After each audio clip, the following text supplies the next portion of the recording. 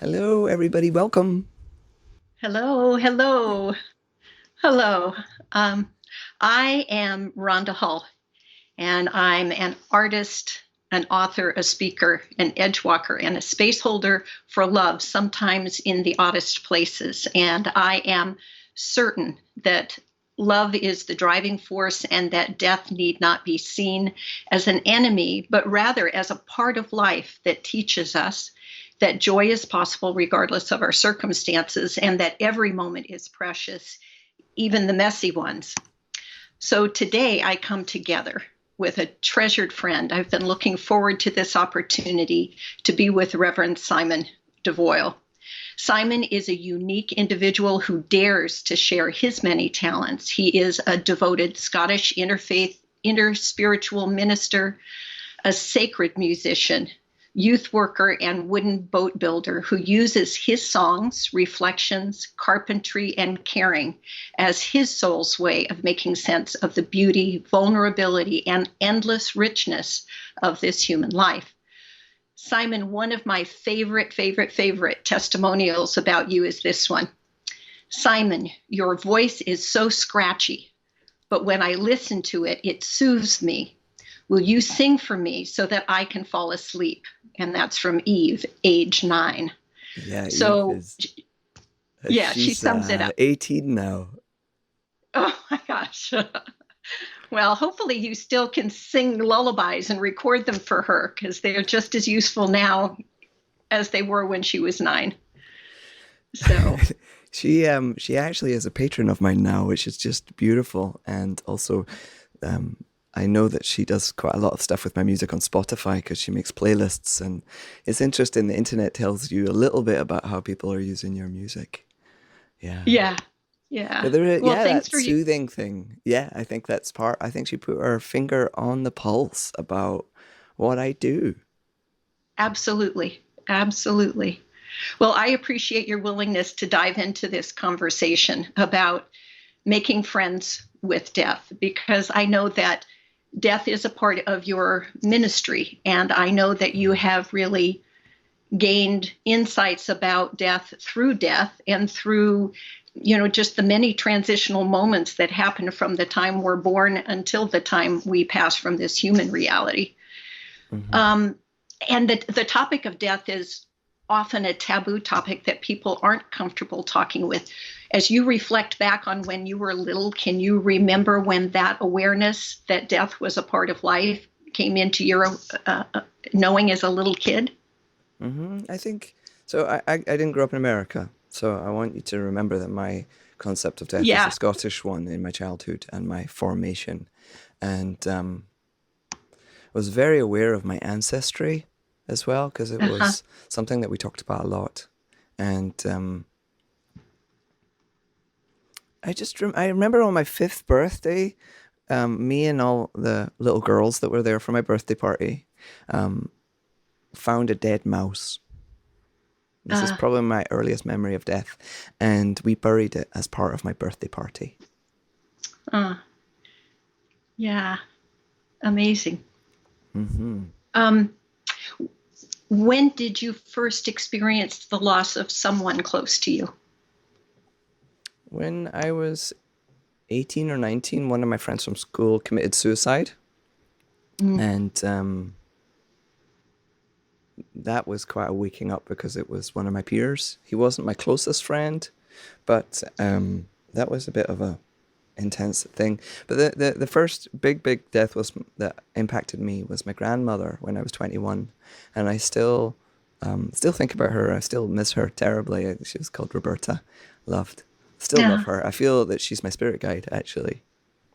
So I Yes. feel very close Yes. to the dead, and I remember when she died. She was old and she had a series of strokes, and it's a blessing sometimes when people die. And what can I tell you about that? Um, there was a almost an elation. I remember listening to a really whooshy, powerful song, and wouldn't have any words for this at that time because I wasn't a spiritually minded person, but my soul could feel a movement out and a freedom, and it felt like a sunrise. Uh-huh. Even though I was in my Uh-huh. grief, there was this exhilaration of energy outpouring. And I think that was the first time I became aware that death is an intense energetic portal, even though I didn't have any words to describe that. And that was when I was Right. 21.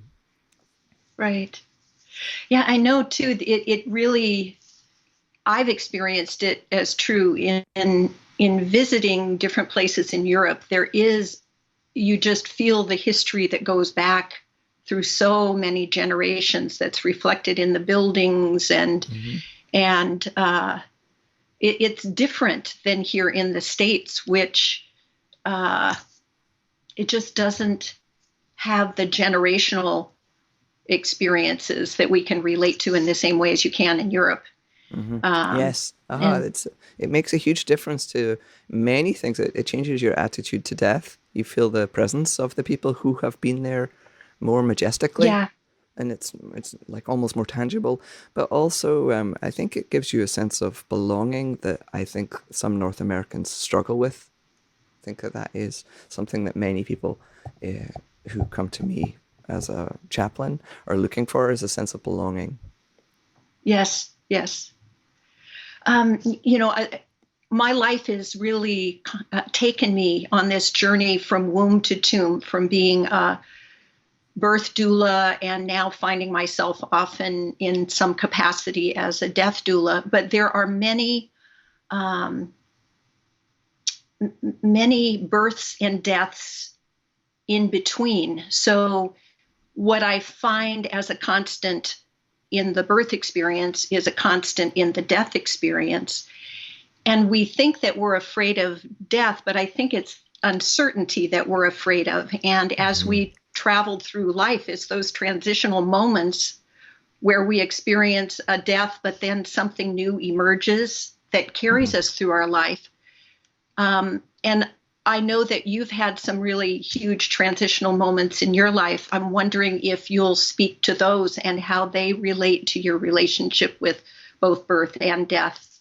Mm-hmm. Rites of passage are what you're hinting at here, and I think Yeah. that birth and death are uniquely mirrors in a way that no other rite of passage is. Like if you think of a wedding or a coming of age, there is a process of dying to your old self, and that there's a grief I think that's similar, but there an ultimate spiritual doorway into the infinite.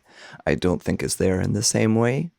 Um, like when I've been through my ordination or marriages or Hmm. my gender change, in which I did some ritual stuff and I had surgery, which was a very big rite of passage. There might be a Hmm. few people who are watching who don't know that I'm a transgender person. So I was born female, which is why there were all girls at my 5 year birthday Birthday party. party. And yeah, it's. I think it. I've also lived in many countries. I lived in Australia and loved it and was devastated to leave. I lived in Scotland. I now live here. I'm about to move to Vermont. I have lots of stages of life where there's grief and loss and sorrow with that. And my gender change was very strongly like losing my alto voice. I'm actually showing a film here on Crowdcast on the 9th of May that's all about the death of my alto voice. But I think that it's more the idea of the death in the rites of passage that is scary to us. There's not the same real loss of a person that you can no longer hold and you can no longer call them. Death Yeah. or the arrival of a birth is so it's so incarnate. It's Uh-huh. so bodily in a way that the other rites of passage aren't. Even when you're changing your body, Right, right.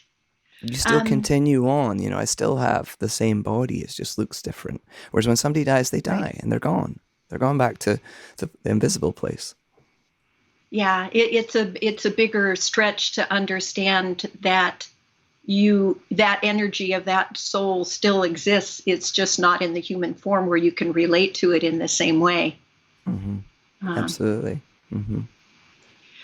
I know of one experience in your life that was, in just those birth and death experiences in between that first inhale and that last exhale, that to me is such a way of capturing one of those transitional moments that exists in this human experience was the story of your guitar.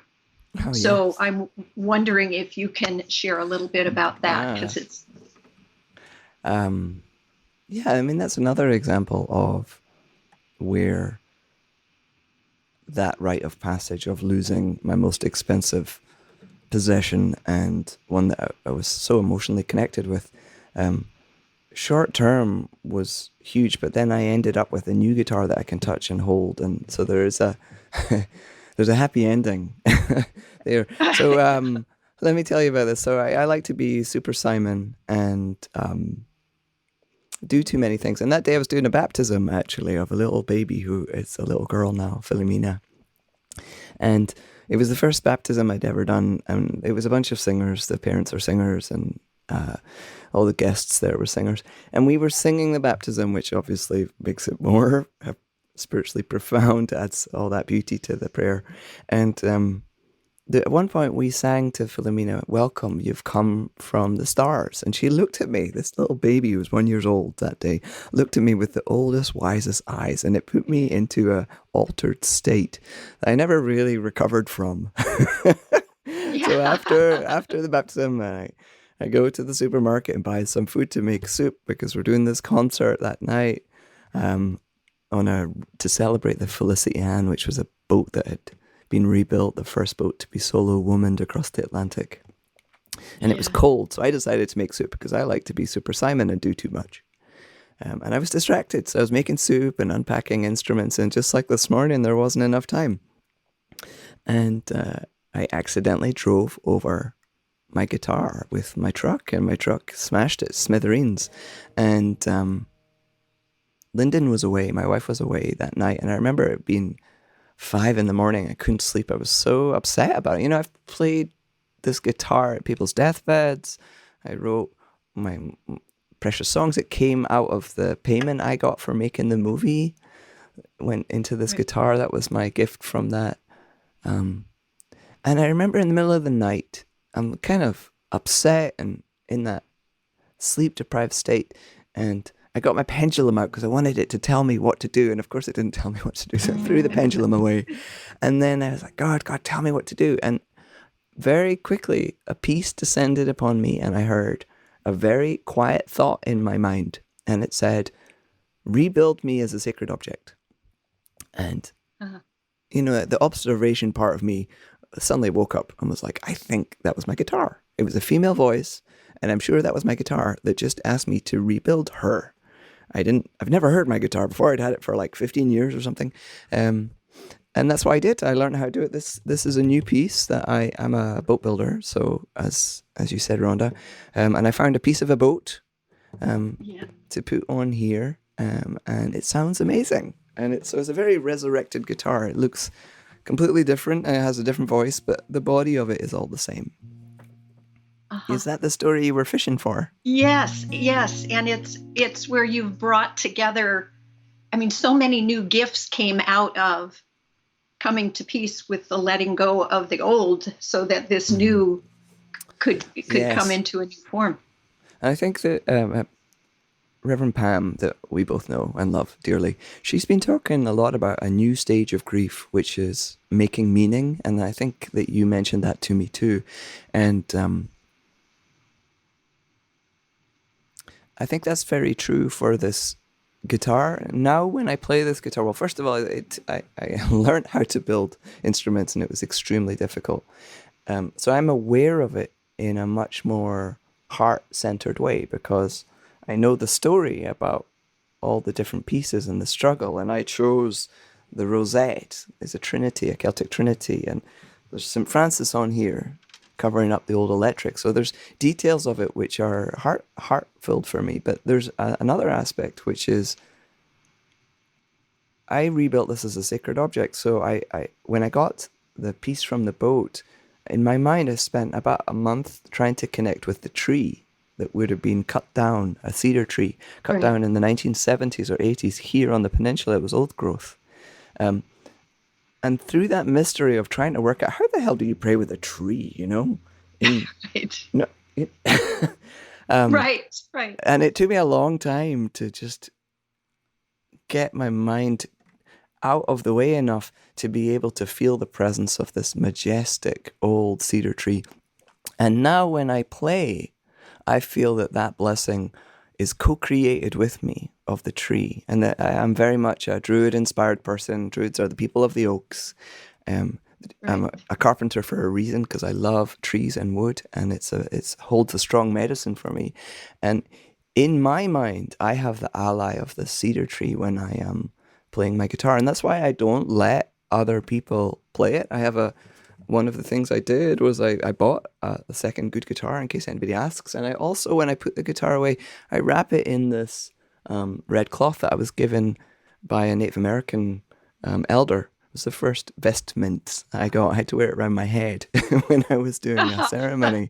And that my guitar wears that, and I do that to remind me that this is a sacred object and not just a musical object. Right.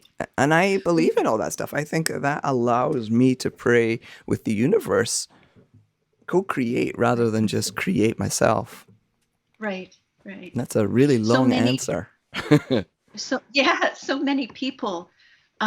We all come to that awareness of, or our assessment of the divine from so many different facets, and some people are allergic to traditional religious doctrine. Some people feel you can't have a connection to spirit or the divine without it. Mm-hmm. Um, Spirituality kind of became a bristly word for some as some transition from religion to spirituality. Like, do you have to abandon your religious beliefs in order to be a spiritual person? And I looked at the and I looked at the word um, sacred, and in meditation one day, and recognized, like, if you just jiggle the letters around, it's that movement from scared to sacred. Mm-hmm. You same letters in create different words. So Mm-hmm. how is it that you hold your spiritual uh, ministry in a way that serves, because the way that I've experienced you is you serve so many who may not hold the same beliefs as you. Absolutely, Um, yeah.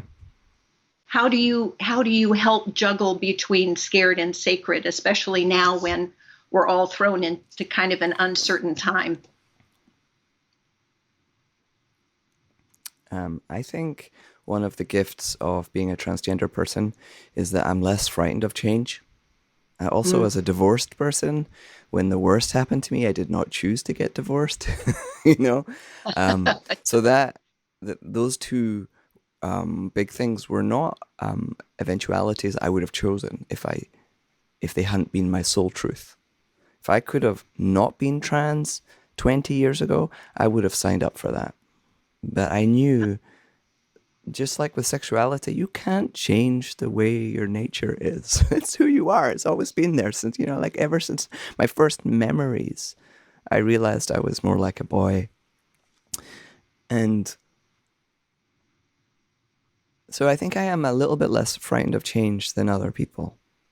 Yeah, And I really yeah, believe that any security that we have is a complete illusion. The phone can ring and you can hear that a person is dead and everything has changed. right, Your life right. forevermore, right? I part of the work that I do sometimes is with people that are widows or parents that have lost adult children, which is just so painful. It's so painful Right. when a child dies. It's just not the way it should be. And it changes a Uh-huh. person forever. And I don't know whether because I was a boy that wasn't parented as a boy, and there's a bunch of families where they've lost sons, and I end up in the mix, and Uh-huh. and I love parents so much. They're like my parents in some ways. There's a strange connection there, and maybe I'm overthinking it, but a very important part of my life for me, and it's not just my ministry. My soul life is Yeah. companioning people through grief and grief brought me to the sacred. It's what brought me to my knees enough to have to breathe in the power held in the earth, because me as an ego person was struggling. You know, that 12 steps place where you hit rock bottom and you Right. have this ego death. And a lot of that for me was about grief. Uh-huh. But you were asking about scared and sacred. Yeah, I've made that dyslexic mistake a few times, and people have fired back and said, "Did you know you said scared instead of sacred?" Or you said sacred instead of scared? It's usually the latter. Um, I I don't know. I don't feel that fear that maybe it's because I didn't grow up religious. My parents didn't install a Right. religion in me. They're big old agnostics. And, well, my dad's a bit more complicated than that, but they taught me to be very critical of organized religion. Um, so I personally don't have a barrier, and I believe that diversity is where life Yeah. thrives, like the rainforest or a garden. And I specifically love the metaphor of the garden because the garden isn't as special if you take the gardener out. I used to think that humans were a bit of a mistake for the rest of life, but we're not. If you've ever Right. been to a Japanese Zen garden and felt the peace in there, oh my God, what a wonderful way to respond to creation with a garden that is deeply sacred and cared for. Yeah. You said that. How did is it grief that brought you to deciding to become an ordained minister, or what led you Mm-hmm. to make that Yeah. choice? Well, my experience, I think this is because I'm a songwriter, right? So my soul is a big voice in me. Time is not linear to me in the way that it is to everybody else. And maybe that's because I have premonitions or whatever. But when I was on Iona in 2006, I met a young South African minister called Lauren. She was amazing. I remember her doing a sermon on Winnie the Pooh and honey. Anyway, she broke my concept of who ministers were. She was younger than me. She was just badass. And she said to me, Simon, would you think about being a minister? And I said, no way, because I don't believe that there's only one religion. I think they're all valid. And she said, that's the whole reason you should be a minister. That is not a barrier to ministry. That is the green light. And that sowed a seed. And then 2 years later, towards the end of my time on Iona, I felt really called. I felt a calling and from the sacred mystery to be a minister in a new way that didn't exist yet. And then when I lost my life on Iona, when that came to an end and my marriage ended, nothing else other than my spirituality and the grief story and making sense of that, making meaning, was alive in me. And my connection with the sacred just became so strong when my emotional bonds and stuff with people were gone and community. It really switched Right. that on to God as the beloved. And I heard James Finley, he's a wonderful Christian teacher, talking about Thomas Merton's when his mother died as a young child, and then when he was 14, his father died, and that longing for the sacred parent, whereas for me, longing for the sacred beloved, brought me Right. directly to a reciprocal longing relationship with God. And Mm. that's rock solid. Mhm. And I really feel like it was my grief that brought me to there. Yes. Yes. And it took years for that connection to be more of a joyful one. Right. How is it? You're a songwriter, an exquisite songwriter with the wonderful, soothing, scratchy voice. So, how have you used your music? How have you found it to be valuable in ministering to someone who is getting ready to pass and as they are passing? Well, it's a soul language that transcends other things. It's probably the most. I mean, I think the two things that you have when somebody is dying that are most valuable, or touch and song. Um, Especially if somebody's unconscious. You have something to go and hold time and space for the loved ones to connect. And so, it was a year ago yesterday that Nancy Anna died, and we were there at her Yes. birth together. That was such a beautiful experience. Um, and one of the things I got to give her upon her death was when people didn't, some people were completely comfortable with Nancy Anna dying. Other people, it was deeply uncomfortable. And Hmm. in that process, I was bold enough to offer her a gig. You're going to, in the last half hour of your life, because she chose death with dignity. So there was a specific time that she died. Um, I, I was like, that's going to be really weird, that half hour. Do you want me to sing to you? And she was like, yeah. So I sang to her, but I also sang songs that everybody could join in and sing with her. And then when she became unconscious, the music, I believe, still connects with the person. There's prayer Oh, that is being evoked. There's energy that's being evoked, but it also gives the people who are witnessing something that they can join in with. They can hum along. They can listen. It fills a piece in the time and space when time and space are like falling away all too fast. right, There's a right. lot of awkward silence around death for some people. Like you go and see Yes. somebody and they're unconscious and you hold their hand at the bedside and you don't know what to say. But I just, And the human sense that is last to go is the sense of hearing. that's what they say, Um, yes. yeah, Hmm. yeah. So Um, I'm getting so caught up in that story that I'm forgetting your question a little bit. But I do think that music is, oh, I'm so grateful that I have music and that I've had to learn, at my job at Unity as a music director. Part of what I do there is the music director. I've had to learn all sorts of songs that I wouldn't have bothered to learn for myself. uh-huh. And that allows me to have a whole repertoire of prayers that are bigger than my own spirituality.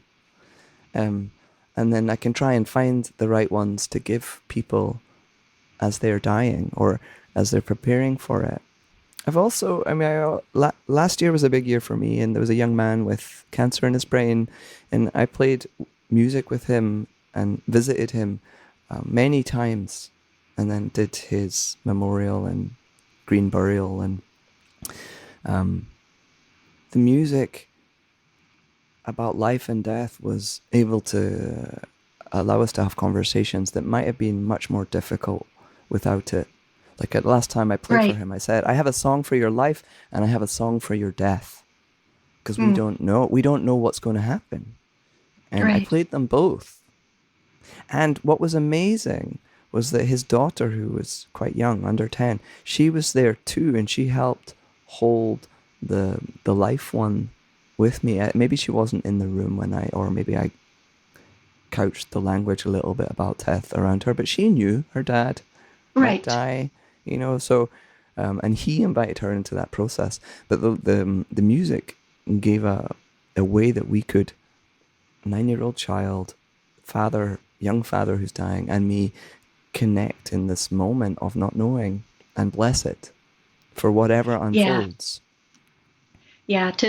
I think we're all being stretched to expand our capacity to sit with the unknown Mm-hmm. and what we resist. I mean, there's such richness there, but it is developing a relationship with that. And I think if you have a conversation about music or you intuit a certain song for a person that reflects this is for your life, this is for your death, that you're actually channeling what their religion is, or what Mm-hmm. their sense of spirituality is, Yeah. because it's reflected through the music. And I If. know at Mm-hmm. Nancy Anna's passing, I remember you saying to her, I mean, I recorded uh, your singing for her. And in listening back to them, it's so powerful to hear your wonderful, soothing, scratchy voice and to hear her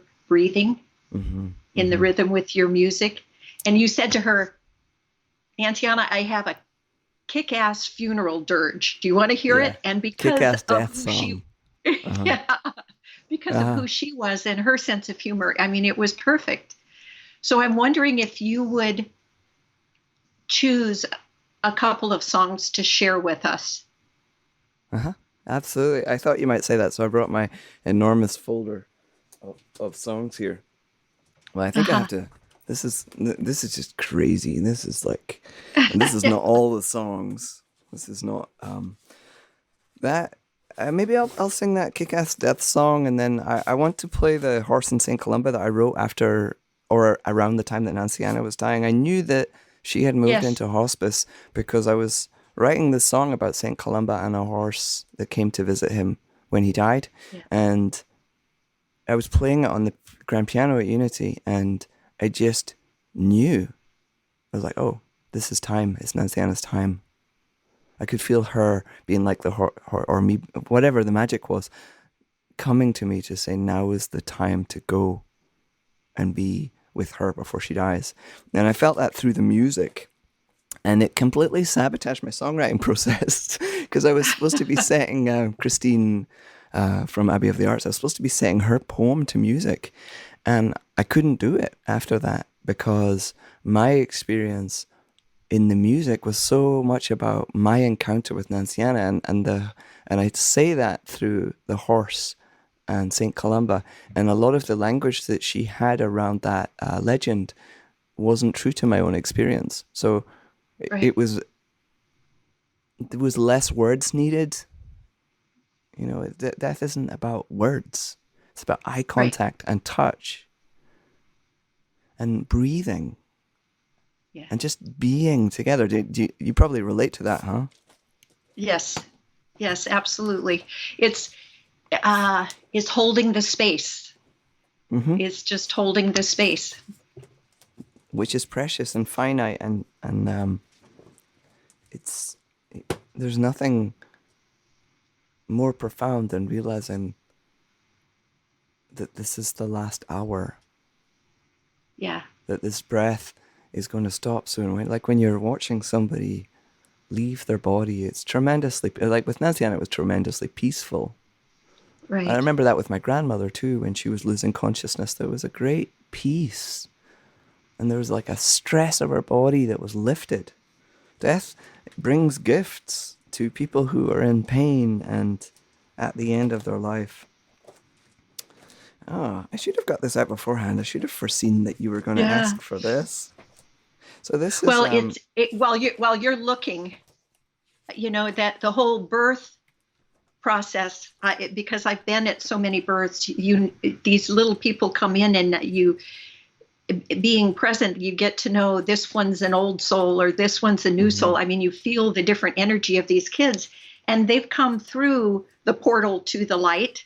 mm-hmm, And the energy on the other side is surrendering them to this life experience. They come in and we welcome them here. And the reverse pattern happens at the time of death, where we mm-hmm. let them go and bless them, grieve them here, but they're back in that complete energy of love at the time of their passing. So it's quite a process.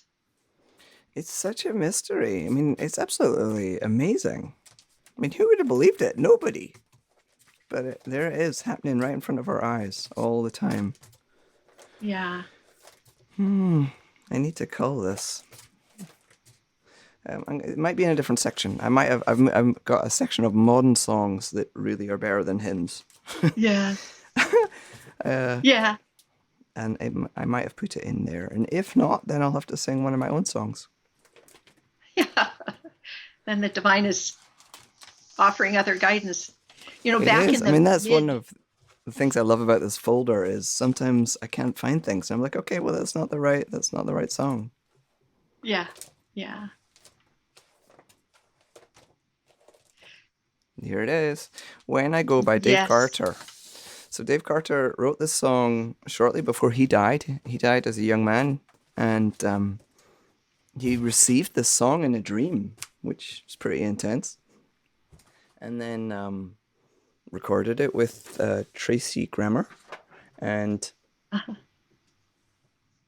it's amazing. And this is the one that I said, "Hey, Nancy Ann, I've learned this kick-ass death song for you." Yeah. didn't quite give myself enough space in this wee nook. I'm in the corner nook of my bedroom. Come, lonely hunter, chieftain and king, I will fly like the falcon when I go. Bear me, my sister, under your wing, I will strike, fell like lightning when I go. I will bellow like the thunder drum, invoke a storm of war, a twisted pillar spun of dust and blood up from the prairie floor. I will sweep all false before me like a gale out on the snow, and the wind will long recount the story of reverence and glory when I go.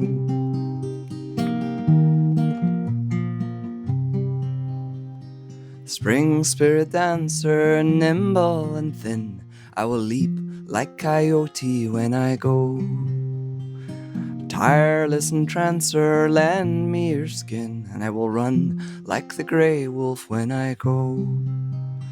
I will climb the rise at daybreak, I will kiss the sky at noon, raise my yearning voice at midnight to my mother in the moon. I will make the lay of long defeat and draw the chorus slow. I'll send this message down the wire and hope that someone wise is listening when I go.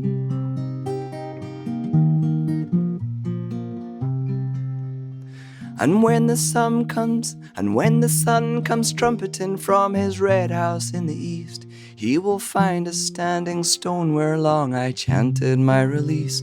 He will send his morning messenger to strike that hammer blow, and I will crumble down uncountable in showers of crimson rubies when I go.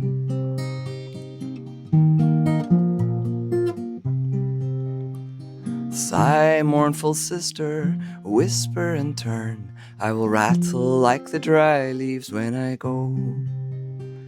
Stand in the mist where my fire used to burn, I will camp out on the night breeze when I go. And should you see my wandering form out on the borderline between death and resurrection and the council of the pine, do not worry for my comfort, do not sorrow for me so. All your diamond tears will rise up and adorn the sky beside me when you go. I will be right there beside you when I go. So wonderful. So, thank you, Rhonda. So you wonderful. couldn't even hear it properly because you're listening through the phone. I am going to take a little second to attend to Crowdcast. Yeah. So, and bring you back. Yeah. So there's that one, and then I wanted to also play the Horse and Saint Columba. I'm actually sitting at my piano. Oh, you won't be able to hear this at all, Rhonda. I can hear it. Okay.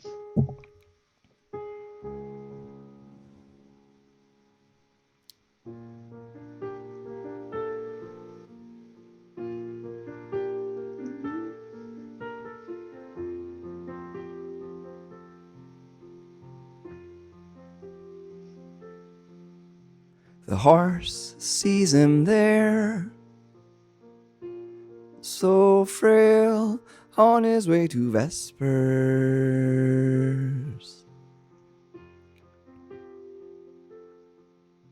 A clip-clop of hooves. He goes over to the old man, nuzzles on his shoulder.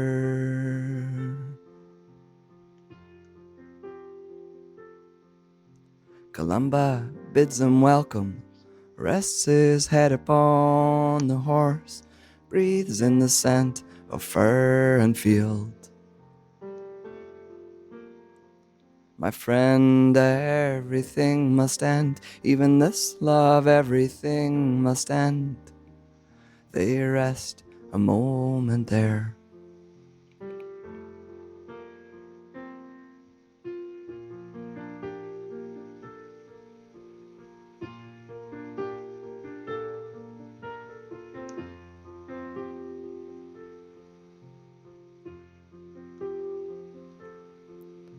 The horse knows death is nigh.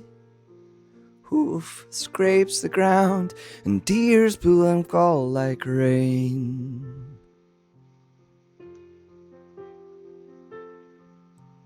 Everything must end, even this love, everything must end. They breathe in more deeply now. My friend, everything must end, even this love, everything must end. They rest a moment more.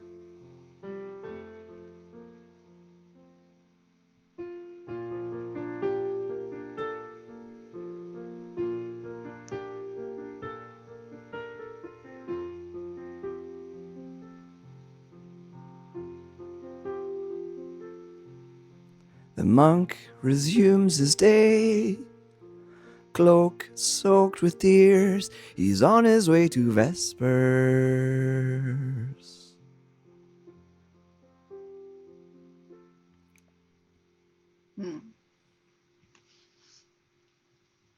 Thank you. Yeah. So beautiful. And I've just witnessed the power of your music. I felt it myself and just witnessed it in so many ways. It's really you've brought a huge blessing to my life with it. Thank you. Thank you. I love that people use my music around healing and death and death ritual. It's the biggest honor. There's nothing more important than caring for somebody as they die or as they're birthed. Yeah. You know, I think birth is filled with danger and uncertainty in a way that death is a bit more inevitable. Right. But in Right. both of those situations, both those tomb and womb portals, when people use my music, I am so incredibly humbled by that. Well, I know that you have to plan to be around for a while, because I know so many people of varying ages who have requested that you be there to sing as they pass. So you have to Yeah, that's an interesting one. That's with me moving. And travel at light yeah, speed. I wondered whether to bring that up with the congregation about trying to get a slush fund for travel to come back. And Yes. it's Yes. that's one of the hard things about being a person that moves internationally, is that I can't necessarily be there. But the internet is doing amazing things. Let me just check the chat. Seems to be working. This is great. I'm using a new technology here. I have to move you around, Rhonda, to be able to read people's comments. But Fine. apart from that, it's great. My screen isn't big enough. We have 45 minutes left, and I wondered if you wanted to ask anything, a different topic, or ask a bit more depth Yeah. of anything, Rhonda. Well, in talking about the uncertainty, so many people right now who are faced with whether they're passing because of COVID-19 or some other reason, that it's limited the being able to have someone with you when you pass. And I know that your mother-in-law just passed, and you were unable to be with her. Yeah. So if you would speak about how to hold a presence even when you can't be present. Well, that situation makes my soul weep, that people can't be there. Yeah. Especially for the moment of death, and to say goodbye. I mean, we got to do Skype or FaceTime the day before Sally died. My mother-in-law, her name was Sally, and she wanted us both to be there. She must have known. She didn't die of COVID. She had dementia and got pneumonia, and she was lying on the couch, and her speech function was really altered. But we spoke to her, and she kind of said, yeah. And I told her I wanted to sing for her, and I sang her Amazing Grace, the first verse of Amazing Grace. And I said, Sally, you know that one, don't you? And she was like, yeah. and and we got to say, that we love you very, very much. But about a month before, we'd gone to visit her, and I got to hold her, and I knew it was the last time I would see her, and at least I got that. But I'm Yeah. very concerned about what war and the pandemic or any situation in which we can't tend to the dead properly. I think I mean, I have quite strong views about souls aren't just gone from this world after they die. And my Native American teachers have often talked around their ancestors who were murdered, and there was nobody the living had to leave, and they were Right. just left without any ritual, and how that haunts the land still. And I think things like Yes. genocide and places where they're like Kalod in the battlefield, there's an imprint of that energy in the land. So Yes. I think it's first of all bad for the being of the earth, but I know for individuals it can be absolutely devastating not to be able to say goodbye. And I'm grateful that we have technology helping with this, but Right. I've been trying to create a lot of resources exactly to companion people, and Yeah. on my online group of people, which is mostly through Patreon. Yeah. I Make have sure you a share how to reach you and how to learn more about your work. Yeah. As soon as we finish with the video, I'll post something in the chat function. Um, I with my chants and prayers for healing, I invite people to say what they're praying about. But I also a number of my patrons who, like, there's a wonderful woman in Nova Scotia who is holding that whole situation with the murders there, and Yes. I'm trying to make resources available, sending people songs, and there's a bunch of stuff up on my website. I've got a page called Pandemic Prayers. On Good Friday, I did Yes. a specific ritual to honor a loved one when you weren't able to do that through a funeral. Hmm. So I'm trying to create resources to help our souls do that at a distance, because I know from that FaceTime with my mother-in-law the day before she died, that made a huge difference to me. Right. Right. So Right. I think that music and stuff can companion our soul in the time of trying to make sense of death, where you Yeah. don't have ability to come together and hold each other and grieve in the way that humans have for forever. Right. Right. The green Well, I burial, the green burial I did in January, where we loaded the body in the ground and everybody put the earth back in. And it was so bodily. It was so much about community coming together. It's devastating to me that people don't have that. right. And also, like, my teachers in New York, they're being asked to serve the mass graves where Yeah. bodies are not being claimed. They're probably Right. immigrants, or the families are too frightened. There's this is important to me to try and bridge the gap, and I am stuck on the internet doing that. Luckily, our Hmm. community, nobody has died in Jefferson County with this. Right. And the Right. worst that we've had is the isolation and funerals being cancelled and things like that. But when, Right. yeah, it makes me weep that people are not able Hmm. to do the death rituals properly, and so many people don't do them anyway. I mean, what's wrong with America? Oh, we Right. don't want to upset anybody. Let's not have a memorial. Right. I think ritual has become elusive, and people have lost connection with how valuable it can be. Hmm. So, yeah. I think that we're not attending to our souls very well. Yeah. Hmm. Yeah. Well, I appreciate the gift that you have given so many today by your presence, by your music, by sharing at such depth. And I don't know how many seconds we have left, but I'd love to hear your final words, and then Ah, maybe you can just play us out. I will do that, and I am very concerned that my audio is still working. There's something really strange that's Okay. happened with my computer. Um, I'm gonna not be concerned about audio not working. Can you ask your question again, Rhonda? Because I had a panic for Sure. a second that the Yeah. live stream wasn't Yeah. going. Well, it shows how when we stay in panic, all of our creativity completely shuts down. I know So it's terrible. I'm Our listening, yeah. Yeah, I'm just so grateful for the gift that you've shared today. And I wanted to know if you had any final words you wanted to close with, and if you just wanted to play us out in our last few seconds. I think my closing word is that death is completely natural. Freya, my dog, who's barking, agrees. Yeah, Yeah, death is yeah. It's a you part know of life. it's part of life. It's a great adventure, and but also is completely devastating. All the things. Yeah. Deep peace of the running wave to you. Deep peace of the flowing air to you.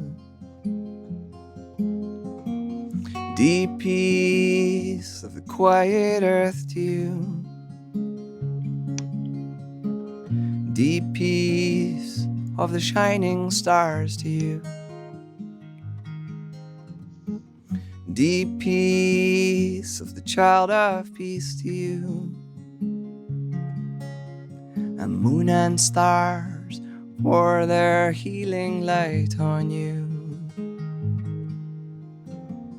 La la la la la la la la la la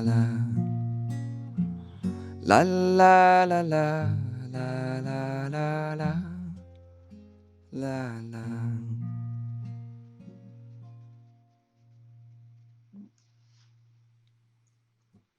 Amen. Rhonda, thank you so much for asking to do this with me. Oh, such a pleasure. Such a deep pleasure.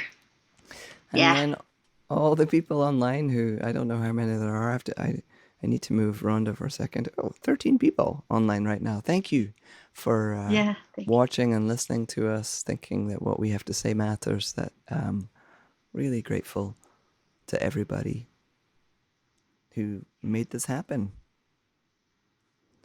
Do you have any last words of wisdom, my friend? I mean, you're talking to me as if I'm the one that holds the wisdom, but that's that is not true.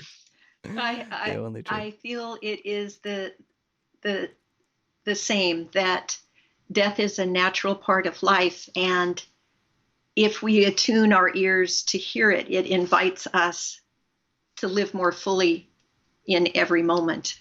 And um, I worked with Elizabeth Kubler-Ross years ago, did training with her, and as she outlined the 5 stages of death, they've revised it to being the 5 stages of grief, and they've added that sixth step. A wonderful Mm-hmm. man named David Kessler, who's an amazing grief counselor, added the step of meaning. Mm-hmm. And so to me, it really is what fills my soul, is knowing that there's a meaning that may be a mystery still, but that it matters. Mm-hmm. Mm-hmm. Thank you, everybody, and be well. Love to you in these uncertain times.